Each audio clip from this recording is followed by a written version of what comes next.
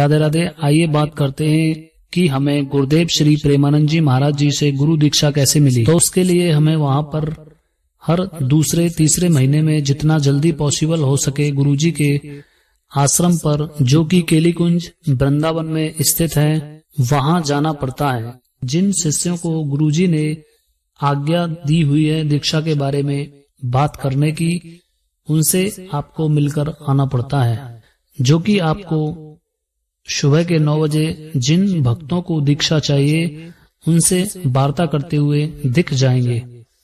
और आप वहां पर पूछ भी सकते हैं कि दीक्षा के बारे में हमें बात करनी है तो कहां पर मिलना होगा।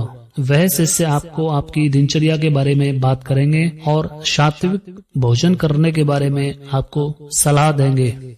और दिनचर्या में आपको नित्य वाणी पाठ में वहां पर यह ग्रंथ होते हैं जो गुरुजी के आश्रम के बाहर शॉप पर मिल जाएंगे, जो कि श्री हित चतुरासी जी बिना अर्थ वाली 12 पद आपको रोज करना है। दूसरे नंबर पर श्री राधा सुधानिधि जी अर्थ सहित 10 श्लोक आपको रोजाना करना है। और तीसरे नंबर पर श्री सेवक वाणी अर्थ सहित प्रकरण के 5 छंद आपको रोजाना करने हैं। और चौथे नंबर पर अष्टम सेवा पद्धति सेवा अनुसार आपको रोजाना करना है। 5वें नंबर पर नित्य पाठ रसोपासना, यह आपको नित्य पाठ यह भी रोजाना करना है। जो यह बताया गया है इतना तो कम से कम आपको रोजाना करना ही है। अगर आप इससे ज्यादा करने में सक्षम हैं तो आप इससे ज्यादा भी कर सकते हैं। और इसके साथ ही राधा बल्लभ श्री हरिवंश नाम की 12 माला कम से कम आपको रोजाना करने के लिए बताई जाती हैं। अब इसके बाद आपको हर 1 या 2 महीने में या जितना जल्दी पॉसिबल हो सके गुरुजी के आश्रम पर गुरुजी के शिष्यों से मिलने के लिए आना पड़ेगा, जिससे कि आप उनके परिचय में आ सको। तो यह दिनचर्या गुरुजी के शिष्य 1 साल तक आपको करने के लिए बोलते हैं। इसके बाद आप गुरुजी के शिष्यों से दीक्षा लेने के बारे में बात करेंगे। उनको लगेगा तो आपको वह शुक्रवार को आने के लिए बोलेंगे। शुक्रवार वाले दिन आप जब वहां पर 8:30-9 बजे सत्संग खत्म होने के बाद आश्रम के बाहर गुरुजी के शिष्य आपसे दीक्षा के बारे में वार्ता करेंगे। जब उनको लगेगा आप दीक्षा लेने के योग्य हैं तो आपको एक इस तरीके का टोकन दे देंगे जिस पर डेट और दीक्षा और टोकन नंबर उस पर लिखा रहता है। उसके बाद आपको आश्रम में अंदर भेज दिया जाता है और वहां पर एक दूसरे शिष्य रजिस्टर में आपका टोकन नंबर नोट करते हैं। नोट करने के बाद आपको उसी दिन शाम के 4 बजे आपको आश्रम में नीचे बुलाया जाता है और उस समय आपके परिवार का वहां पर दूसरा सदस्य होना जरूरी है, जिससे एग्रीमेंट साइन कराया जाता है।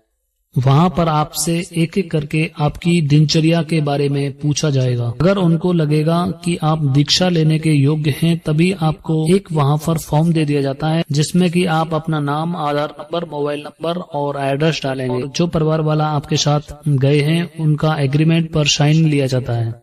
इसके बाद सारी फॉर्मेलिटीज कंप्लीट करने के बाद आपको 5 चीज लेने के लिए बोला जाता है, क्योंकि आप आश्रम के बाहर शॉप से या मार्केट से परचेज कर सकते हो, जिसमें नंबर 1 पर आप अपना पासपोर्ट साइज फोटो, नंबर 2 पर आधार कार्ड की फोटोकॉपी, नंबर 3 पर तुलसी की जप माला 108 मनके वाली, नंबर 4 पर तुलसी की कंठी जो 2 राउंड वाली, नंबर 5 पीली झोली बिना किसी चित्रकार या लिखावट की। तो यह 5 चीज परचेज करने के बाद जो नीचे वाली 3 चीजें हैं, तुलसी की जप माला, तुलसी की कंठी और पीली झोली, यह तीनों चीजें उसी दिन शाम को वहां पर गुरुजी के शिष्यों को, जो कि आपको आश्रम के बाहर बैठे हुए मिल जाएंगे, उनको यह जमा कर देंगे, जो कि आपको दीक्षा के टाइम पर दे दी जाएंगी।